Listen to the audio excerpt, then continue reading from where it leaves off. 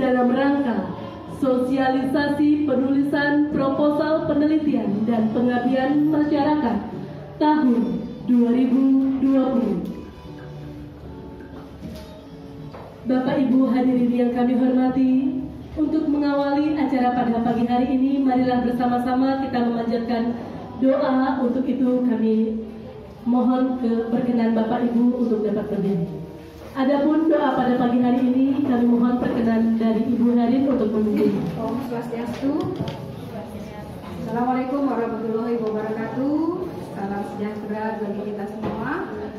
Namo Buddhaya. Shalom.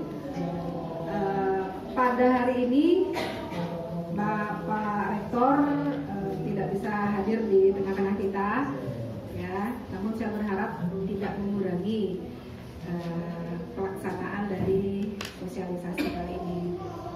Ya, sebagaimana kita ketahui sebagai dosen kita punya kewajiban tridharma, ya, pendidikan, pengajaran, dan penelitian serta pengabdian masyarakat. Pendidikan pengajaran, saya yakin Bapak Ibu sudah mumpuni, ya. Apalagi ada Pak Wi, Bu Dayu yang sudah senior sudah luar biasa menguasai kelas. Panggungnya kita dosen itu adalah kelas. Tapi ada tridharma yang berikutnya, penelitian dan pengabdian masyarakat, yang tidak boleh kita tinggalkan. Siapa sebenarnya yang membutuhkan itu?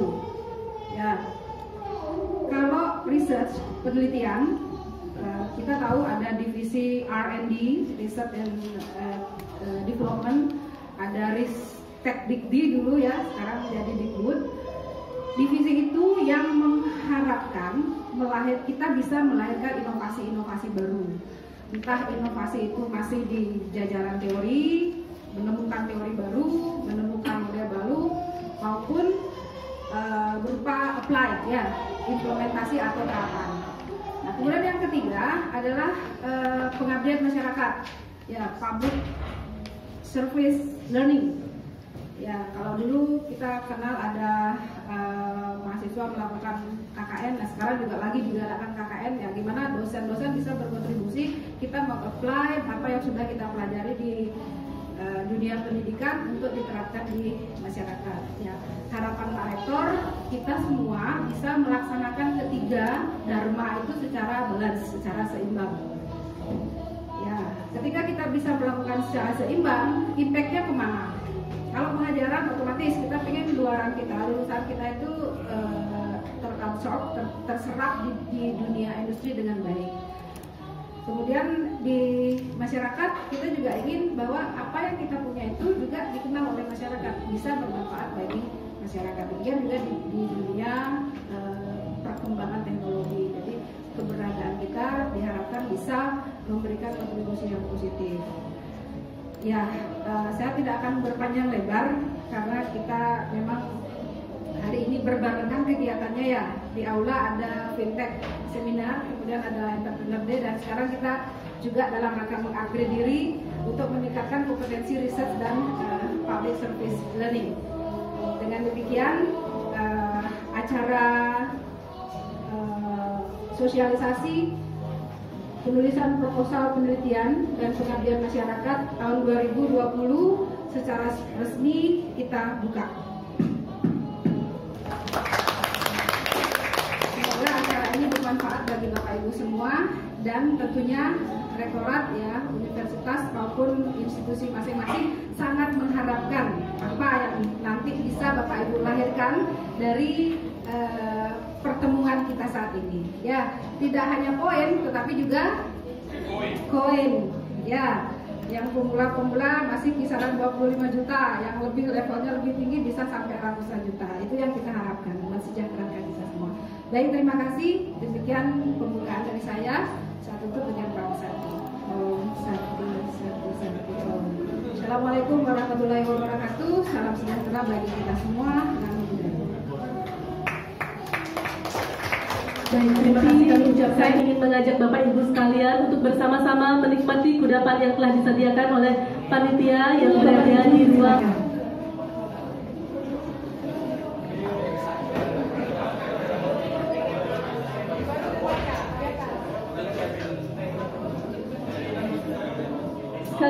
kami persilahkan kepada seluruh Bapak Ibu dosen untuk dapat menikmati kudapan yang telah disediakan di ruangan 413.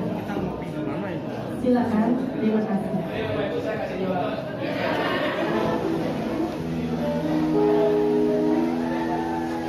Lalu selanjutnya waktu yang salah dan tidak bersalah.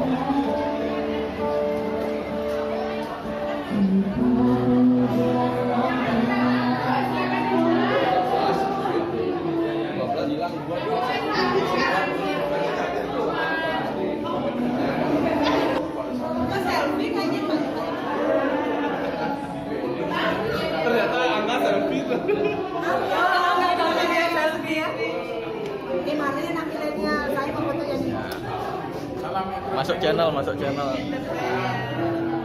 Salam penelitian. Salam.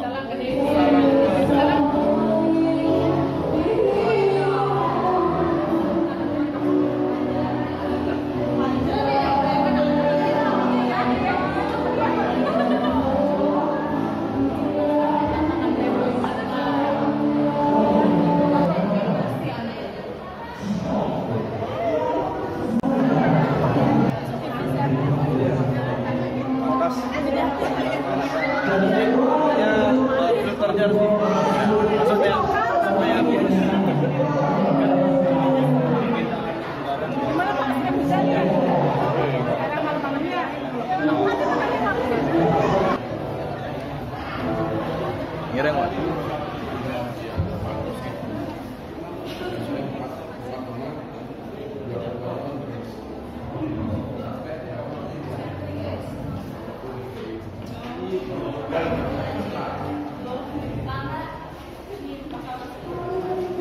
Oke.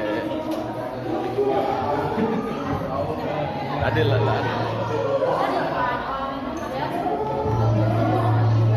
Menyampaikan sesuatu. Mau menyampaikan sesuatu. Menteri Budaya.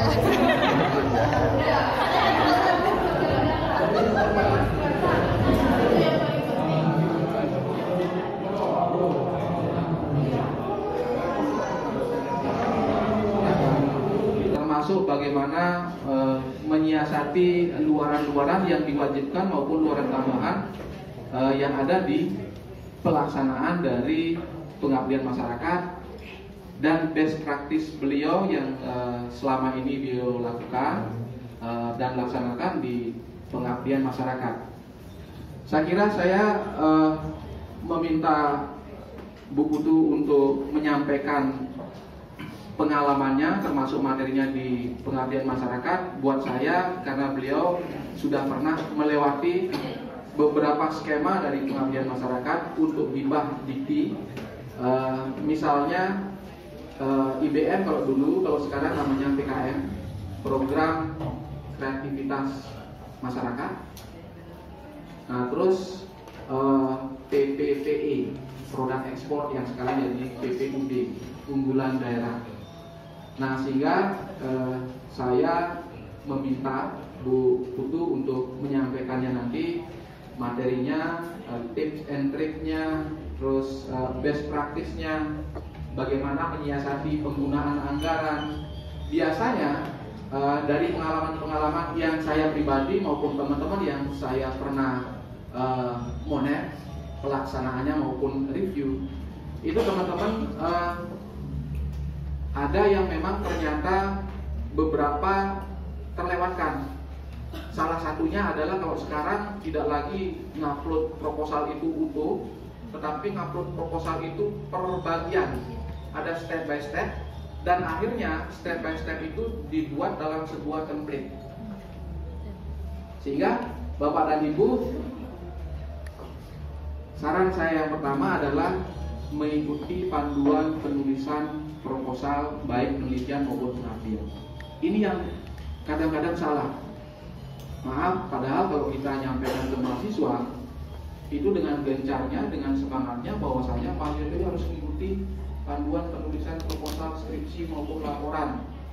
Nah, di satu sisi kita kadang-kadang lupa akan hal itu. Nah, oleh karenanya Bapak dan Ibu ingat baik-baik, ada panduan penulisan, ikuti itu setiap mau membuat proposal, buka itu baik-baik. Yang berikutnya biasanya kadang-kadang kita teledor. Mungkin ada salah satu dari Bapak dan Ibu di sini yang memang ternyata sudah disediakan template, tapi Bapak dan Ibu dengan percaya diri bahwa proposal yang Bapak dan Ibu sampaikan atau upload di Simlitamas itu adalah tanpa template.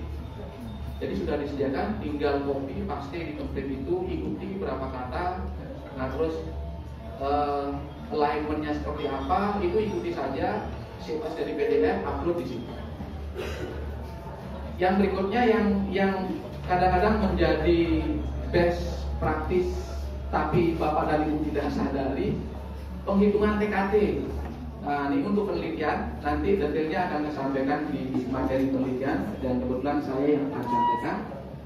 Bapak dan Ibu hati-hati karena itu adalah sistemnya online. TKT itu tingkat ketercapaian teknologi atau TRL, Technology Readiness Level. Jadi Bapak dan Ibu itu diminta apabila secara umum saya informasikan untuk penelitian dasar TKT-nya maksimal 3. Di buku panduan 12 itu sudah ada paling belakang. Lihat kalau 3 itu sampai berapa proposal yang saya penuhi. Nah, untuk penelitian terapan, saya kira Bapak dan Ibu yang sudah pernah itu TKT sampai 6 maksimal. Kalau memang lebih dari itu, saya kira itu untuk yang bidang teknik atau eksak.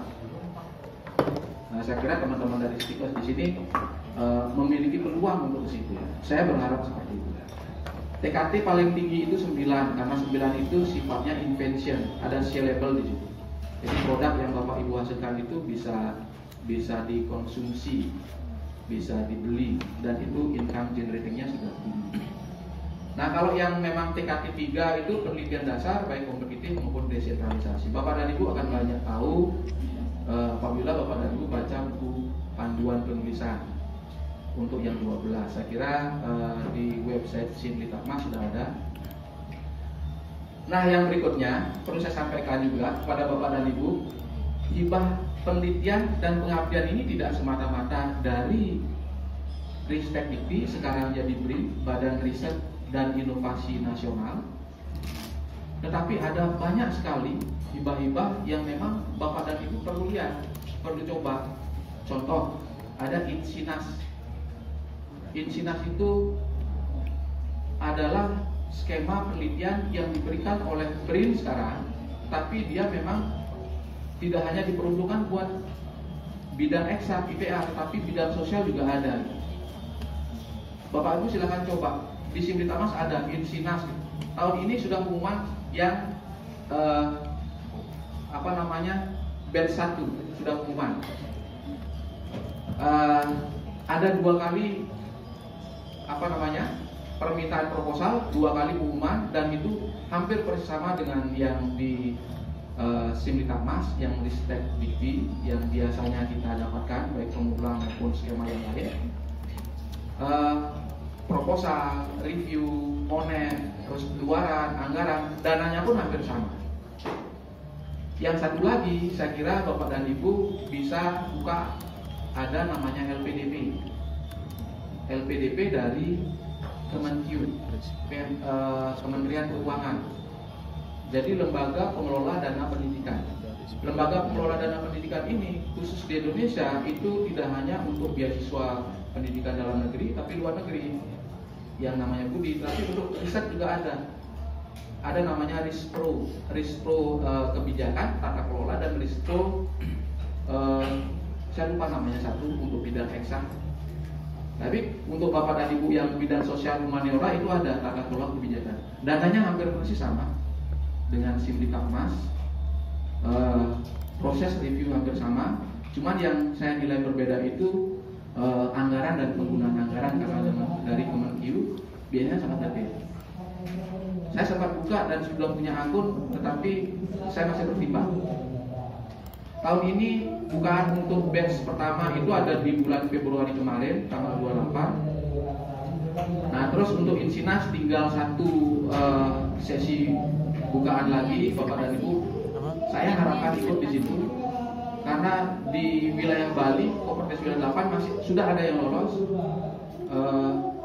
untuk batch 1 ini, karena tidak hanya buat Bapak dan Ibu untuk income generatingnya, tetapi ini juga bermanfaat buat lembaga, karena di Borang biasanya itu apakah dana penelitian pengabdian itu didapatkan dari beberapa institusi, termasuk misalnya dari kalau sekarang BRIN internal perguruan tinggi berapa, ada tidak, berapa jumlahnya, di luar BRIN, di luar institusi ada tidak, berapa jumlahnya, berapa proposal. Nah, ini kan menambah warna dari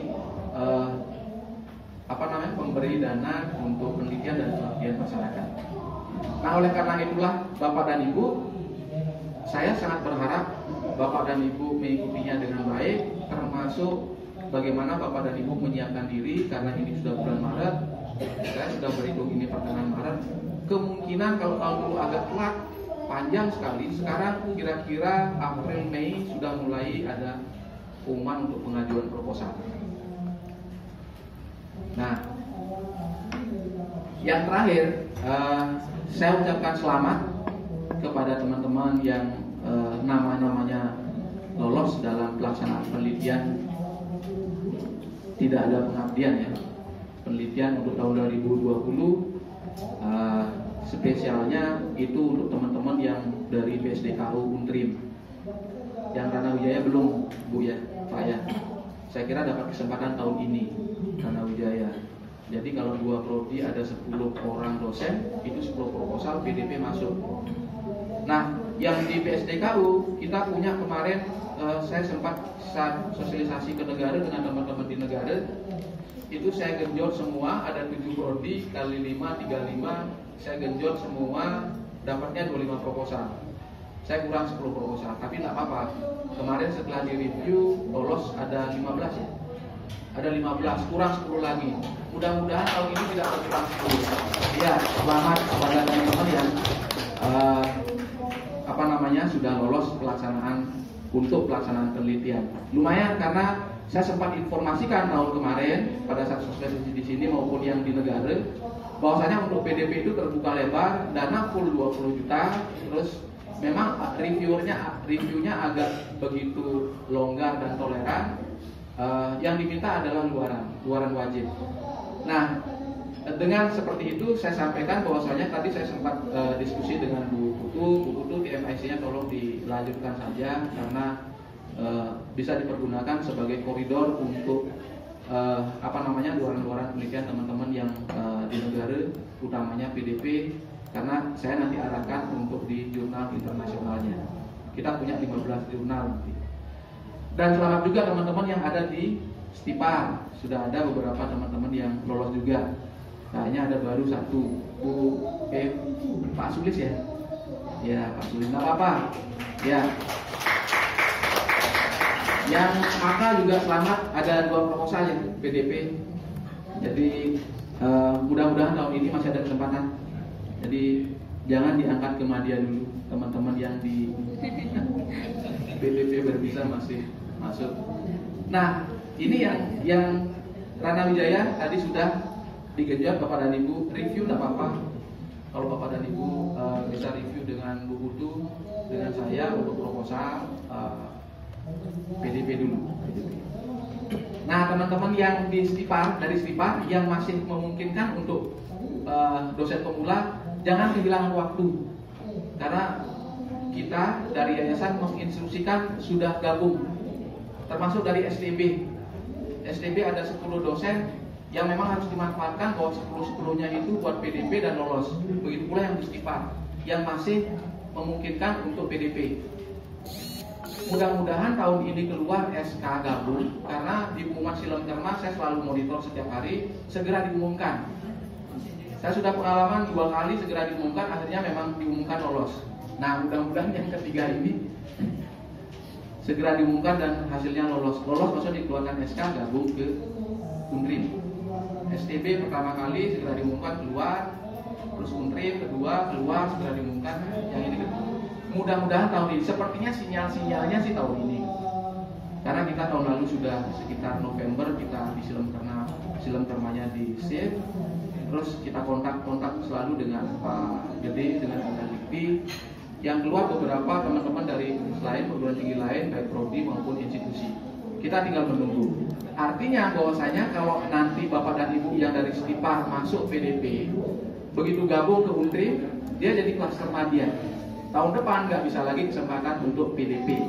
Sama dengan PSDKU negara. Di negara tahun lalu saya genjot. Ada yang sempat tanya, Pak gimana nanti kalau memang ternyata gabung ke Undrim? Saya tidak ambil pusing. Saya tetap percaya diri bahwasanya Bapak dan Ibu yang bangun. Ketua Stikes Rana Wijaya. Oke, ini ada masalah, tapi kita nggak kebayang data pendukungnya apa, analisisnya nanti seperti apa, alat bantunya apa, publikasinya di mana, itu kadang-kadang terputus. Ya, jadi saya ingin sharing aja, saya ajak Bapak Ibu untuk setelah kita lolos proposal buat next step. Ya, setelah itu apa? Sehingga mempunyai impact kepada diri kita maupun institusi. Kemudian hal yang terpenting, don't forget to involve your student. Ya, karena ini juga penting buat akreditasi. Selalu kita ditanyakan berapa ada riset yang dihasilkan oleh prodi A, B, C. Risetnya banyak, tapi berapa riset yang melibatkan mahasiswa? Itu yang kadang tidak ada atau kurang kita menyentuh aspek itu. Padahal dengan melibatkan mahasiswa, kita secara tidak langsung mengedukasi mereka juga supaya berkontribusi kepada masyarakat. Kemudian how to start. Ya, ini masuk ke konten proposal. Ya, tadi Pak Ustadz sih nyampaikan ke saya, Bu, fokus ke pengabdian. Ya, nanti saya tunjukkan video pengabdian saya yang kemarin produk ekspor itu lolos dengan funding 100 juta. Itu juga proposalnya 2 tahun saya bikin itu. Pertama saya ajukan nggak lolos. Dan saya pendekatan ke produk UKM ekspor yang ada di Bandung itu 3 tahun sebelumnya, ketemu sama pos ekspor, ketemu sama UKM di Pemkab, ketemu sama asosiasi UKM ekspor. Itu 3 tahun sebelum proposal ini lolos. Proposal ini kan lolos 2018. Saya bikinnya 2017. Saya ketemu sama orang-orang Pemkabnya itu di 2016. Jadi tidak semata-mata langsung dapat ya, makanya ya sekarang juga saya diskus sama Pak Angga untuk proses publikasi Scopus itu ya nanti saya berbagi ilmunya buat Bapak Ibu sehingga kita semua sudah siap. Yang dulu kita berpikir fokus Scopus itu bayar mahal, ternyata enggak. Ya, mudah-mudahan nanti saat PMIC saya bisa undang beliau Profesor Mariana Sigala dari Adelaide University Australia yang bisa jadi salah satu keynote kita, yang bisa support kita untuk publikasi secara internasional dengan tidak bayar, tapi memang harus bolak-balik belajar ya. Tuh, saya yakin nih banyak yang muda-muda harusnya lebih tangguh. Saya udah kepala 4 ya. Bapak Ibu yang muda-muda ini harusnya lebih tangguh untuk searching, mencari peluang-peluang ya. Nah, kita mulai dari how to start research maupun public service ya, pengabdian masyarakat. Background ini penting. Ya, kita mau bikin riset apa? Pengabdian PPKM. Kita bikin riset pemula. Backgroundnya itu usahakan kena seperti yang ingin Bapak Ibu capai. Ya, tahun ini saya bikin KKN PPM. KKN PPM itu ada kan skim itu? KKN PPM, tapi karena kita merger ya Pak Gus ya, Undrim satu pun nggak ada lolos ininya karena merger itu. Tapi saya bikin KKN PPM itu skim yang jarang dilirik oleh Bapak Ibu, padahal persyaratannya murah loh. loh, mudah, bukan murah, mudah. Ya, KKN PPM di apa namanya, kita waktu pengabdian masyarakat di pantai itu warung surfing di pantai Batu Bolong. Itu saya pas kita bersih pantai, saya ngobrol sama para pelaku warung surfing di sana itu. Saya tanya, Pak punya web nggak? Pak punya Facebook nggak? Punya Instagram nggak? Punya apa ya, digital marketing pokoknya. Ternyata mereka semua bilang nggak. Terus yang surfing di sini mereka datangnya berdasarkan apa gitu. Ya kita sekedar nerimo aja. Kalau ada yang surfing ya monggo, kalau enggak berarti ngetoh link semangat sampai saja nggak ada yang menyewa papan surfingnya gitu ya. Jadi saya bikin itu KKN PPM, kalau nggak salah 50 juta juga ya, itu melibatkan mahasiswa. Sama juga mudah itu seperti PKM ya, itu yang saya bikin, tapi ya nggak tahu tahun depan coba kita lanjutkan lagi. Kemudian penelitian juga saya bikin pengembangan desa wisata. Penelitian pengembangan ya bagus ya, masuk kategori itu 3 tahun. Nanti Bapak Ibu bisa lihat di slide ke 27 kalau nggak salah ya. Tapi ya karena kemarin sistemnya error pada saat upload tahun ketiga itu stuck, nggak bisa, jadi nggak tembus juga. Ya, jadi lihat backgroundnya apa, itu coba gali dulu sehingga match dengan ketentuan Dikti. Seperti contoh tahun 2018 itu ada prioritas sektor yang memang diutamakan oleh Dikti, yaitu desa wisata, dan di situ jelas ada tabelnya kan, tabel desa wisata di Tabanan, desa wisata apa, A, B, C dan seterusnya. Makanya Bu Dekhar saya bilang, Bu ini ada desa wisata Biau, ada itu dalam listnya Dikti. Coba Ibu punya nggak link dengan Biau? Oh Biau dekat desa saya. Coba garap itu, backgroundnya seperti apa, tujuan kita seperti apa. Ternyata lolos karena kita coba linkkan dengan kebutuhannya Dikti. Ya, background. Nah ini kebetulan saya ini kan background. Mungkin Bapak Ibu boleh nggak usah lihat lah. Background dari itu adalah background dari riset kerjasama luar negeri saya yang 2 tahun kemarin ya, 18 sampai 19. Ini backgroundnya kalau lihat dari sisi konten ya, backgroundnya itu sangat kuat sehingga menjustify kita untuk melakukan riset komparasi antara India dan Indonesia, dan objeknya itu temanya itu tentang desa wisata, di mana pemerintah kita sedang concern juga membangun desa wisata. Jadi gayung bersambut kata berjawab. Ya. Kemudian interest and objektif. Ya, saya ingin mengcompare. Ya, kalau kita ingin mengcompare kan kita ingin hasil komparasi itu apa? Gitu. Sehingga pemerintah kita tahu, oh ternyata di luar itu kayak gini. Kita kurangnya di sini. Sehingga dari hasil komparasi itu akhirnya pemerintah kita bisa melakukan satu terobosan baru. Kemudian melihat kesamaan,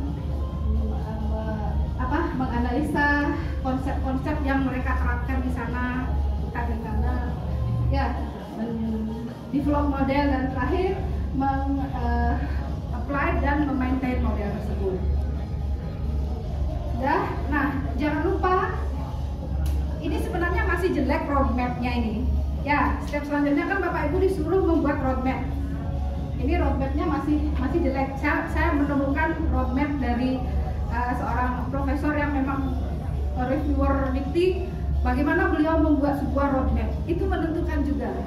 Ya, karena reviewer akan membaca, oh ini si dosen ini gimana sih roadmap dia, ya, historical dia melakukan riset. Jangan lupa bikin roadmap yang semenarik mungkin, yang menunjukkan kompetensi kita. Ya, kemudian set plannya Bapak Ibu tuh harus jelas. Makanya di situ kita disuruh membuat fishbone diagram, ya, diagram tulang ikan. Kalau kita masih narasi paragraf begitu aja, kadang-kadang reviewer tidak sempat membaca. Tapi dengan adanya fishbone, mereka tahu what is your result of your research for the next first stage, ya, tahun pertama apa, tahun kedua apa. Dengan membaca fishbone sini mereka lebih paham, lebih cepat paham. buat fishbone diagram yang bagus. Ya. Kemudian ini kemarin saya di Monep terakhir itu reviewernya itu senang sekali. Wah, kalau gini jelas Ibu bisa menggambarkan apa yang Ibu lakukan di tahun pertama, apa di tahun kedua, endingnya seperti apa, kemudian siapa informannya, ya, siapa respondennya, itu jelas. Buat se-clear mungkin, ya. Dan kita sudah punya gambaran juga. Oh, ini nanti yang menjadi responden adalah sudah terdefinisi dengan jelas pada saat Bapak Ibu menyusun proposal. Ya, jadi stage 1 tahun pertama ngapain? Nah, jangan lupa ini kita tetap merujuk kepada teori, karena nggak mungkin kita mengkrit sebuah teori untuk diaplikasikan dalam riset-riset kita. Tetap merujuk kepada teori, utamanya teori yang memang berkaitan. Ya. Itu buat dia simplify dan padat secara konten. Kemudian selanjutnya menentukan target, kan ini juga ada dalam panduan. Ya, ini juga jangan sampai kosong. Targetnya apa? Jurnal internasional, jurnal nasional terakreditasi, jurnal nasional tidak jangan sampai kosong. Bahkan ada yang bilang, pokoknya centang-centangnya mengejar gitu. Setelah lulus baru mikir, wah gimana nih caranya? Ya, saya juga pikir begitu.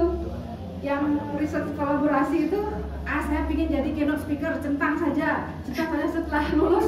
Aduh, saya mesti jadi keynote speaker, gimana caranya? Akhirnya kan kita berpikir, berusaha mencari